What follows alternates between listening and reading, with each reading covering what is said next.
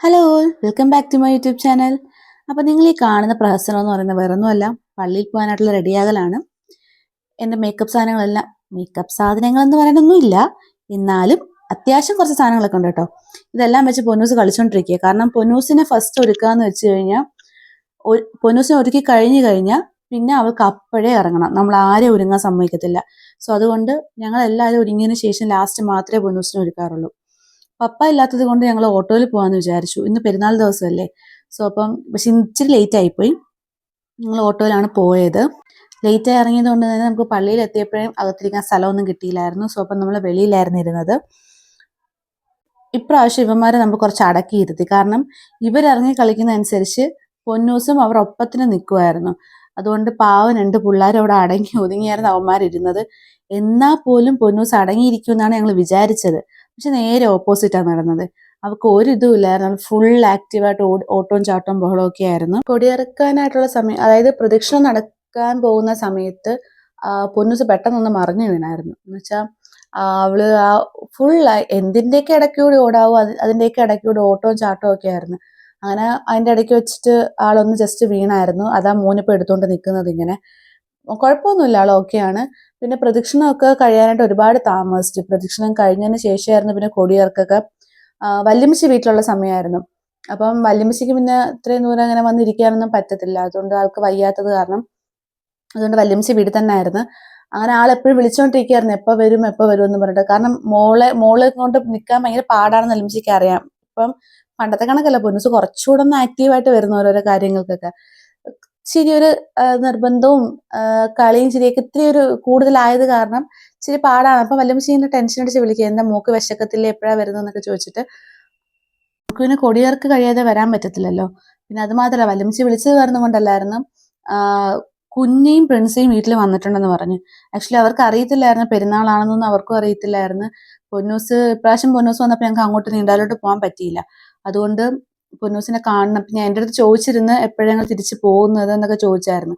അപ്പം ഞാൻ പറഞ്ഞു, ഞാൻ ഇങ്ങനെ ഞായറാഴ്ച കഴിഞ്ഞിട്ട് എപ്പോൾ വേണമെങ്കിലും തിരിച്ച് വീട്ടിൽ പോകാൻ ചാൻസ് ഉണ്ടെന്ന് പറഞ്ഞതുകൊണ്ട് കുഞ്ഞൊക്കെ പെട്ടെന്ന് വീട്ടിലോട്ട് വന്നെന്ന് ഇങ്ങനെ വല്യമ്മച്ചി വിളിച്ചു പറഞ്ഞു. അപ്പം എനിക്കുള്ളൊരു സങ്കടം ഉണ്ടായിരുന്നു. കാരണം ഇപ്രാവശ്യത്തെ പെരുന്നാൾ എന്ന് പറയുമ്പം പപ്പായും വിളിച്ചിട്ട് പപ്പായും വരാൻ ചാൻസ് ഇല്ല എന്നൊക്കെ പറഞ്ഞു. അപ്പം ഞാനും മമ്മിയും മാത്രമായി പോകുന്നുള്ളൊരു വിഷമമാണ്. ഞാനും മമ്മിയും പൊന്നൂസും ഉണ്ടായിരുന്നു. അപ്പം ഞങ്ങൾ മാത്രമായി പോകുന്നുള്ളൊരു വിഷമം ഉണ്ടായിരുന്നു.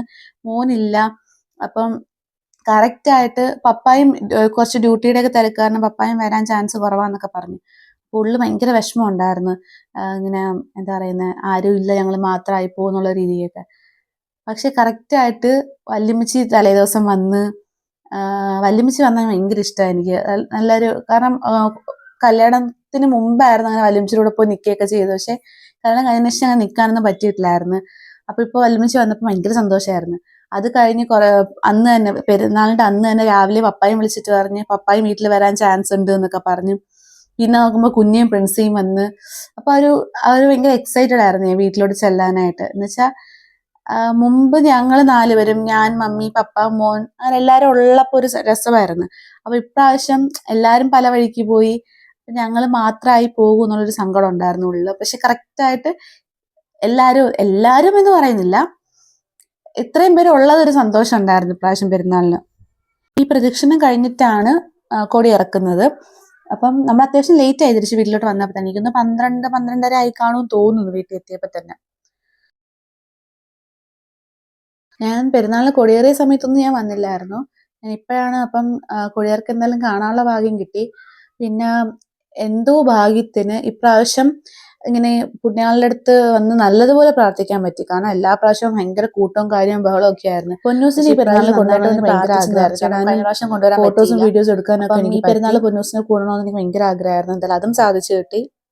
ശരിക്കും പ്രാർത്ഥനയൊക്കെ കഴിഞ്ഞതിന് ശേഷം ഞങ്ങൾ തിരിച്ച് വീട്ടിലോട്ട് വരാമെന്ന് വിചാരിച്ചു. കാരണം അവിടെ ഇതെല്ലാം കഴിഞ്ഞിട്ട് സ്നേഹവിരുന്നുണ്ടായിരുന്നു. പക്ഷെ ഞങ്ങൾ വരാൻ നിന്നില്ല. കാരണം വീട്ടിലെല്ലാവരും ഉള്ളതല്ലേ. അപ്പം പിന്നെ ഇത്രയും നേരം കൂടി ആയത് കാരണം ഞങ്ങൾ വീട്ടിലോട്ട് തന്നെ പോകാമെന്ന് വിചാരിച്ചു. അപ്പച്ചിയും പിള്ളേരും ഒക്കെ സ്നേഹവിരുന്ന് കഴിക്കാനായിട്ട് പോയായിരുന്നു. വീട്ടിൽ പൊന്നൂസ് പെട്ടെന്ന് അവരെ കണ്ടതിൻ്റെ ഒരു സന്തോഷപ്രകടനമാണ് ഈ കാണുന്നതൊക്കെ. ഞാൻ പിന്നെ പറയേണ്ട ആവശ്യമില്ലല്ലോ, ഇവരെ കണ്ടു കഴിഞ്ഞാൽ പൊന്നൂസിന്റെ രീതി എന്താണെന്നുള്ളത്. എൻ്റെ മുമ്പത്തെ വീഡിയോസ് കണ്ടിട്ടുണ്ടെങ്കിൽ നിങ്ങൾക്കത് മനസ്സിലാവുന്നതാണ്. ഇവർ വന്നതിന് ശേഷം പിന്നെ എൻ്റെ അടുത്തോട്ട് ആളധികം വന്നിട്ടില്ല. ഭയങ്കര ഒരു നമ്മളെ ഇന്നേ വരെ കണ്ടിട്ടില്ലാത്ത രീതിയും ഭാവമൊക്കെയാണ് ആൾക്ക്. കുഞ്ഞൊക്കെ പെട്ടെന്ന് തന്നെ അങ്ങ് തിരിച്ചു പോയി. അവർക്ക് വേറെ ആവശ്യമൊക്കെ ഉണ്ടായിരുന്നു. അപ്പം പെട്ടെന്ന് അങ്ങ് തിരിച്ചു പോയി. ഫുഡൊക്കെ കഴിച്ച് കുറച്ചങ്ങ് തിരിച്ചു പോയി. പിന്നെ ഇതിൽ വേറൊരാളെയും കൂടി ഞാൻ പരിചയപ്പെടുത്തി തരാം. ഇതാണ് എൻ്റെ അനിയൻ. ഈ വീഡിയോ ഇതിനകത്ത് ഇട്ട് അവരെന്നെ കൊല്ലും. പക്ഷെ എന്നാലും സാരമില്ല. അവൻ വീഡിയോ കോൾ ചെയ്ത സമയത്ത് എടുത്തതാണ്. അവനങ്ങനെ ഇഷ്ടമൊന്നുമല്ല കേട്ടോ അങ്ങനെ ഇടുന്നതൊന്നും. എന്തായാലും ഇരിക്കട്ടെ. ഇവിടെ വന്നെന്തായാലും എന്നെ അടിക്കാൻ പറ്റില്ലല്ലോ. അപ്പോൾ ഇന്നത്തേക്ക് ഇത്രയും വിശേഷങ്ങളുള്ളൂ. ബാക്കി വിശേഷങ്ങൾക്ക് അടുത്ത വീഡിയോയിൽ കാണാം. Okay then bye. എൻ്റെ ചാനൽ ആദ്യമായിട്ട് കാണുന്നവരാണെങ്കിൽ സബ്സ്ക്രൈബ് ചെയ്യാൻ മറക്കല്ലേ.